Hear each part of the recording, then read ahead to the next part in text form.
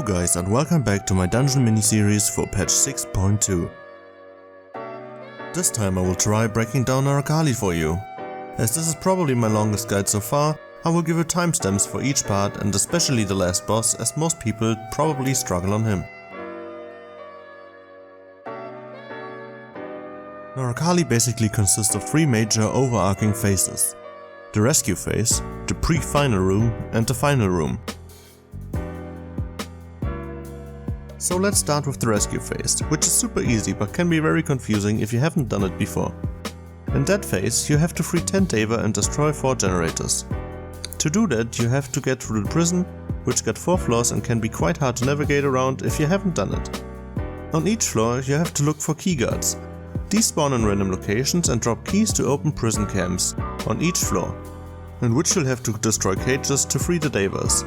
Throughout the whole prison there is a chance on each floor that you can also randomly spawn NPCs which hold items to instantly open the cages, just to save some time on them. These are completely optional. I'll give you the route that we use in our pre-made. Once you get out of the entrance, take a left and go down to the second floor. Look for the key guards, open the camps and free the Devas. If you have freed all of them on the second floor, you can go out of the back to the right and go up the ramp until you can go left into the destroyed warehouse 2, where you will find the first mini-boss, the Hitan, who will drop the first of the 4 bombs to destroy the generators.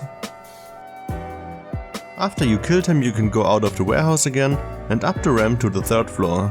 On that floor you have to repeat the same process as before and also kill the second mini-boss. His name is Manusha and he's on the right side of the 3rd floor. After you enter it, he is really hard to miss. Once you are done with the 3rd floor, you can go back out on the west side of the room to continue to follow up the path until you can see Kagata, the next mini-boss on our list, to get the bombs. After killing Kagata and receiving the 3rd bomb, you can go up to the 4th floor, where you just have to proceed and repeat the same process of the floors before that. On the 4th floor you should be completing the task to rescue the 10 Devas. Now we only have to get the last bomb to proceed to get to the first boss. And to get the last bomb you have to go back to where we came from in the beginning. Once you are there you have to glide to warehouse 4 and make your way to the punishment room lift. Take the lift up and there will be the last mini-boss, Kramish.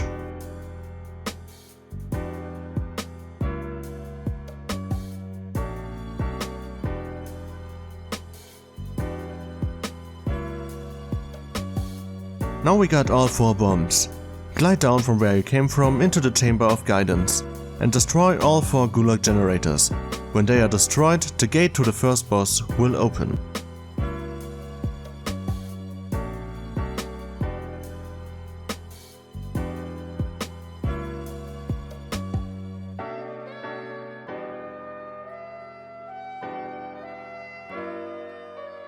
Now to the first boss, Shivering Mahorosh and Kudancha. We really only want to kill Shivering Mahorosh. He is very easy if you just kill him in the corner as shown in the video, because the rune lights up and damages the party with lasers. When you stay in that corner you can easily predict incoming damage. After he died, loot him as soon as possible and then glide out of the back of the room. This concludes the rescue phase and starts with the pre-final room. Once you get out of the windstream, you have to kill a few mobs and you'll be instantly greeted by the second boss, Greedy Golmir. He used to be a very hard boss, but isn't anymore. He got very low HP and doesn't do a whole lot, just burst him down and you'll be fine. After he dies you can clear up the path and destroy the soul tangled roots on the right hand side. Clear the mobs and Bastion will open the gate. And who guessed it, it's the 3rd boss already. This boss is mostly a healer fight. You have to talk to Bastion, who is wounded on the floor right in front of the door. It's best to mark him once you start the fight to make it easier for your healer to get him back into his target, because the area will get flooded with mobs. There's 3 types of enemies in this fight. Normal type enemies, which can be completely ignored, essence bearers who have to be killed to spawn Sakura essences, and explosives who have to be killed or CC'd as soon as possible or they will wipe your party. Now, how do you handle this fight? I asked the healer in my pre-med on how he does it. He told me that it is way better to not heal at all until you can pick up 3 essences all at once. Because that way you won't have aggro after mobs and it won't make it hard for you to pick up the essences. Once you picked up all 3 essences, you will get an extra skill above your skill bar. Click Bastion and heal him up. Once he is full, he will be destroyed again and the fight is won. Now we are entering the final room of the instance, and we are greeted with 4 witches. Be wary of the message that appeared going up the stairs though. You can't be revived in the Altar of Tranquility, which is the room of the final boss, so you have to execute the mechanics well. There are 4 different types of witches, which have to be handled by different roles. The Arrogant Frida reduces the speed and can be killed by any class. The Envious Invida does bleeding and should be killed by a class with self-healing just to be sure, such as a Chanter or a Bard. The Raging Ilda silences and should therefore be killed by a physical DPS class. And the last but not least, the Greedy Greeder does a blind and should be killed by a magical DPS.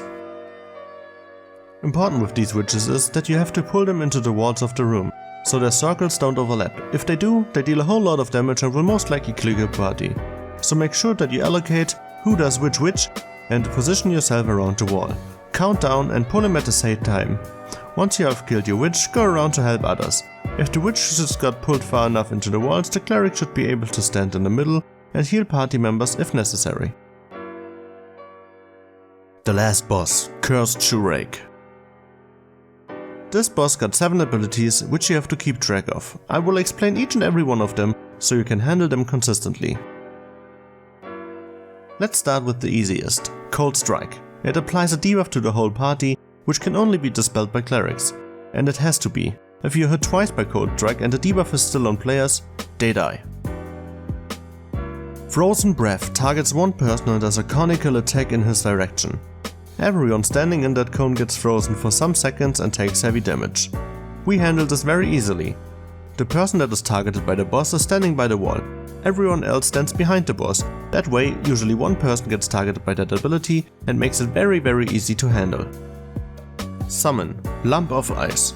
This ability freezes 2 people and summons a spiky ice ball, which will be destroyed eventually by Bastion, and with that, free the frozen people. Hailstorm. This ability puts Bastion in a frosty prison and also starts a AoE ground attack around one player, which does heavy amounts of damage. While he casts Hailstorm, move to the other side of the room, place the effect there and kill the frosty prison. Because if you don't, Bastion won't be able to destroy the lump of ice, and that will therefore keep 2 people frozen for the entirety of the fight. Soul Freeze. Just destroy the ad that spawns really quick and you won't have any problems with that mechanic. Now, to the most interesting and/or annoying ability, Chilling Cold. The player that currently holds aggro of Shoerake gets the Chilling Cold debuff first, and he loses aggro by that. In the time you have the debuff, you get an extra ability button above your skill bar, and a debuff that lasts for 20 seconds. If these 20 seconds run out, the whole party dies. You have to pass the debuff around like a hot potato. You do that by clicking one of your party members who isn't currently suffering from the cold sickness debuff, which is a purple icon. You can pass the debuff around by clicking one of your party members and clicking the extra ability button, which looks like the instant fear icon from Spirit Masters. I would recommend passing the debuff at around 4 to 6 seconds. You have to be in close proximity to the player though.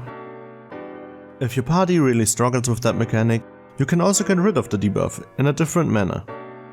If the debuff is passed to someone who already suffers from the cold sickness, that person dies, but with him the debuff disappears.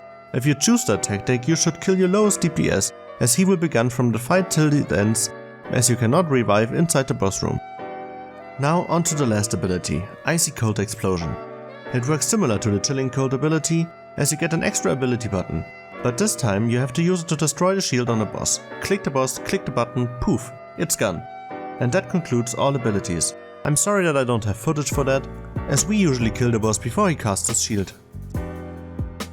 I'm very sorry that this guide turned out so much longer than the ones before. I really tried to cut it down as much as I could, but I didn't want to leave parts out, especially for new players. I still hope that you enjoyed it and I thank you for watching.